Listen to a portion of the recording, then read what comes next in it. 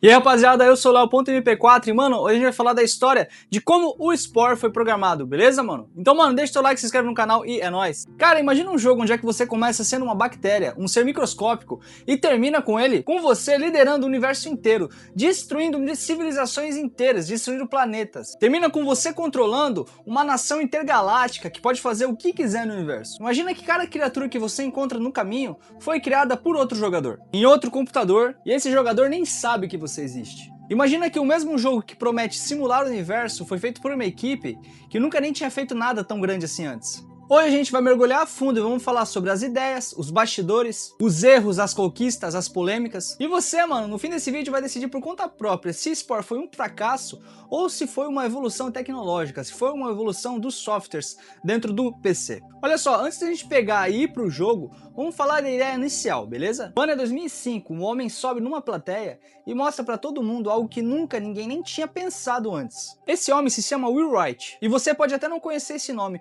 mas você provavelmente conhece o trabalho dele. Will Wright é o criador do The Sims, aquele jogo onde é que você controla a vida das pessoas, você controla como ele vai comer, como ele vai se relacionar, que você controla basicamente uma sociedade dentro de um jogo. Will Wright também criou o SimCity, que é onde é que você constrói cidades, você constrói prédios, você constrói uma cidade inteira, né, em resumo. Mas mano, o Will Wright queria ir além. Ele queria, além de criar sociedade, queria criar vida, ele queria criar tudo, ele queria criar um universo. Will Wright queria basicamente criar a origem da vida, a evolução, a civilização, o espaço, ele queria criar tudo. A ideia de Spore, mano, veio de um livro que se chamava Poderia a Vida Ser Assim? E de uma palestra famosa chamada Powers of Ten, que mostrava o universo em escalas diferentes, do microscópico ao cósmico, do micro pro macro. O Wright basicamente ficou obcecado com essa ideia e queria fazer porque queria fazer um jogo onde é que simulasse a criação do universo. E nessa apresentação de 2005, ele mostrou um protótipo que deixou todo mundo de queixo caído pra época. No palco, ele mostrou o jogo com uma célula minúscula e instantes depois ele já estava andando pelo mapa como uma criatura.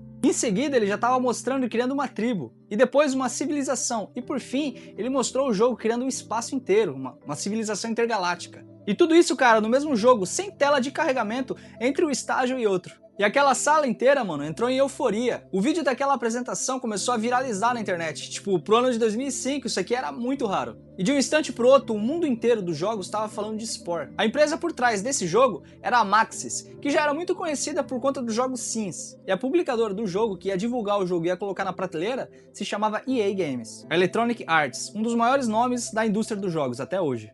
Então, pra te colocar num time aqui, mano, a galera já tinha formado o time, já tinha o dinheiro, já tinha quem ia publicar e já tinha a equipe que ia fazer o jogo. Agora só tinha mais 3 anos pra publicação desse jogo vir à tona. Tinha 3 anos pro lançamento. Cara, agora vamos falar um pouco da ambição desse projeto. Quando você joga o Spore na sua versão final, você tá vendo um jogo muito bonito, muito criativo, ele é muito elegante. Ele é um jogo que a sua arte dentro dele é totalmente diferente dos jogos que a gente vê. Mas você não tá vendo originalmente o que o Will Wright queria fazer dentro do jogo. Nos primeiros protótipos do jogo, o Spore era uma simulação científica quase que real. O protótipo tinha modelos de ecossistemas reais que funcionavam com matemáticas reais. Tinha física aplicada e as criaturas dentro do jogo se comportavam de acordo com a lei da biologia. E a evolução do jogo era calculada conforme de geração em geração. Will Wright queria que o jogo fosse em partes educativo. Ele queria que as crianças aprendessem sobre Darwin, sobre a ecologia, sobre astrofísica, sobre geologia, mas sem perceber que estava aprendendo, sem aquele negócio de quadro, professor e coisa arada. Eles queriam que aprendesse jogando, queria que aprendesse jogando a arte dele, o Spore dele. Então o jogo seria o professor mais divertido do mundo, segundo Will Wright. Só que o projeto de Will Wright era muito ambicioso. Pensa comigo, a maioria dos jogos tenta fazer uma coisa. Um jogo de corrida te dá carros rápidos, um jogo de estratégia te dá soldados para você comandar. Um jogo de tiro te dá armas para você atirar, te dá aquele sistema de shooter. Já o Spore queria fazer 5 coisas diferentes, cada uma em um nível completo dentro do jogo, cada uma em um estágio. E queria amarrar isso aí dentro de uma narrativa contínua que fizesse de início ao fim. Olha só, o time de desenvolvimento do jogo chegou a ter centenas de desenvolvedores trabalhando em cima de cada estágio. Cada fase, cada estágio do jogo tinha um time de desenvolvedores totalmente independente. Era como fazer 5 jogos ao mesmo tempo, criando um jogo só. E ainda tinham que garantir que se encaixasse como se fosse um quebra-cabeça, o primeiro estágio com o segundo com o terceiro e assim por diante. E a parada mais pesada era que cada fase tinha um estilo visual totalmente diferente e tinha um jeito de jogar totalmente diferente. O estágio de célula tinha um visual meio arcade ali dos anos 80. A fase de criatura parecia um jogo de ação e de aventura, que você entrava dentro do matagal legal e ia caçar. A fase de tribo parecia um jogo de estratégia medieval. E a fase espacial parecia um jogo de ficção científica e estratégica. E tudo isso precisava ser divertido, coerente e se encaixasse em todos os estilos de jogos. E em termos de ambição, Spore era um dos jogos mais ambiciosos que tinha naquela época. E olha só, mano, antes de a gente pegar e entrar em cada estágio da engine do jogo, é muito importante a gente pegar e salientar o quê? Spore não é um único jogo. Spore são 5 jogos dentro de um jogo.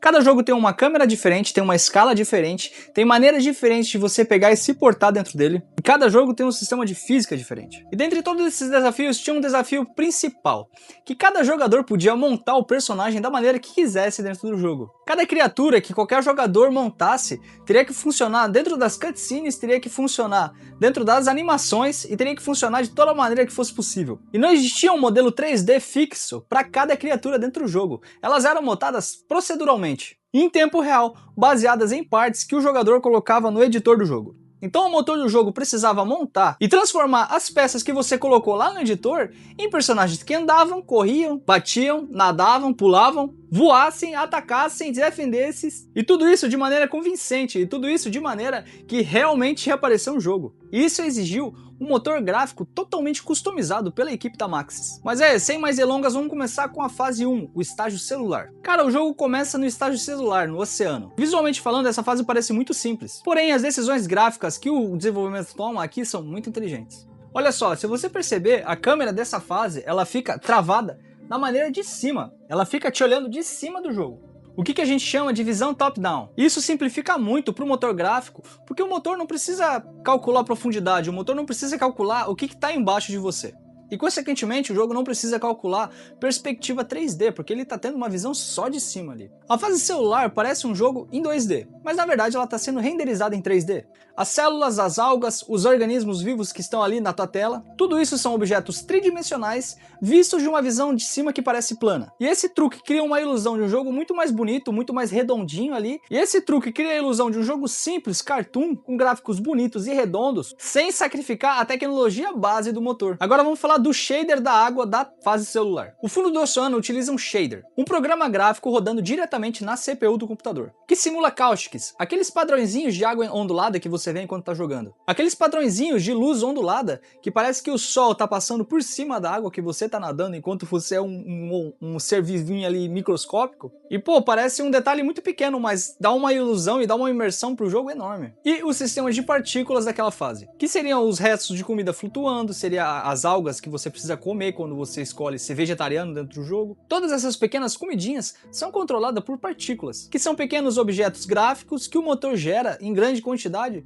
para simular a comidinha dentro do jogo. Cara, agora a gente vai pro segundo estágio, que seria a fase criatura do jogo. Aqui é onde é que o motor do Spore realmente brilha, aqui é onde você vai ver realmente ele trabalhando. E é aqui também onde é que mora os principais problemas técnicos do jogo. Vamos falar do editor de criaturas do jogo e da geometria procedural. Quando o jogador coloca uma perna, um olho, uma asa, um braço num bicho dentro do jogo, o motor não está simplesmente grudando aquela edição na criatura. Ele está recalculando a malha poligonal. Ele não está recalculando a malha poligonal só onde é que você coloca aquele novo objeto ou onde é que você coloca o objeto em si. Ele está recalculando a malha poligonal da criatura inteira. A superfície do corpo da criatura é gerada utilizando uma técnica chamada metaballs. Imagina bolhas que se fundem organicamente quando uma chega próxima à outra. E é exatamente assim que o corpo da criatura absorve as peças novas que vão ser colocadas nela. Criando assim uma criatura que não apareça ter as peças coladas do nada. É literalmente as peças se fundem. Uma criatura de 2 pernas anda diferente de uma criatura que tem 4 pernas. E uma criatura que tem 4 pernas anda diferente de uma criatura que tem 6 pernas. E o motor do jogo pega e calcula tudo isso aí. O sistema de animação do jogo utilizava a cinemática inversa, combinados com o algoritmo de marcha procedural. Basicamente, o jogo analisava a posição e o número de pernas e calculava em tempo real como aquela criatura deveria se movimentar dentro do mapa de maneira plausível. E se você colocasse asas, ela voava. Se você colocasse nadadeiras, ela nadava.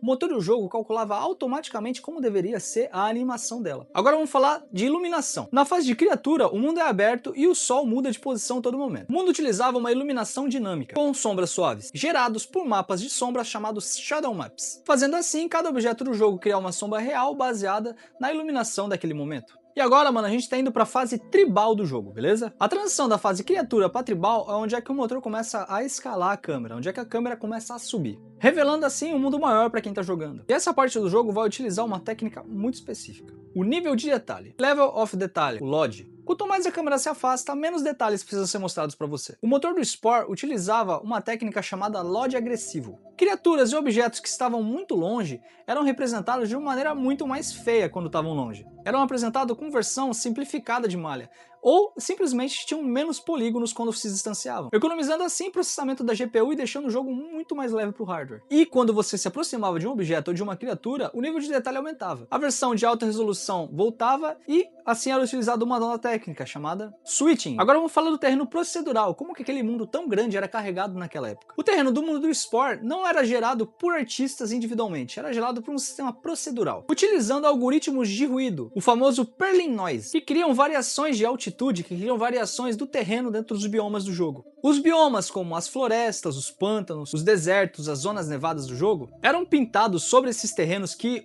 o Noise calculava, utilizando texture splanting, onde múltiplas texturas se misturavam em decorrência da altura ou do ambiente onde é que elas estavam. Agora a gente está indo pro estágio 4 do jogo. Olha só, no estágio 4 a câmera estava mais alta do que no estágio tribal. A câmera estava mostrando cidades inteiras. A escala do jogo aumentou drasticamente e o motor precisava de novas soluções. Vamos falar das cidades.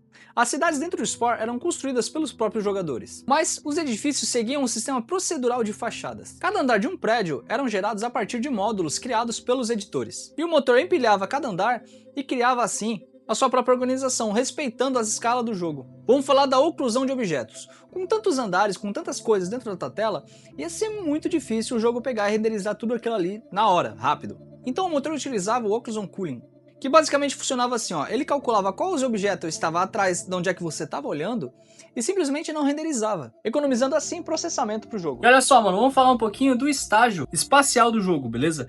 E agora sem a câmera, porque a porcaria da minha câmera acabou a bateria. Cada planeta não era desenhado à mão por um artista, ele era simplesmente descrito por um conjunto de números. Planeta com temperatura X, umidade Y, tipo de rocha Z. O computador simplesmente recebia esses números e montava o planeta. Isso significa que para você pegar e montar um planeta dentro do PC, não precisava ter uma imagem, não precisava ter um monte de características deles, você só precisava ter os números. Bastava simplesmente guardar aqueles números, que são números pequenos, são números binários. O mesmo valia para as criaturas. Quando você colocava uma criatura, o que salvava não era um nome enorme, o que salvava não era uma imagem enorme também, era um conjunto de dígitos. Era um arquivo que dizia tipo perna XY, era um arquivo minúsculo que dizia perna tipo A, no ângulo X do tamanho Y, no olho B da posição Z. Mas esse é o vídeo, rapaziada. Olha só, espero que vocês tenham gostado. Um beijo do Magro e valeu!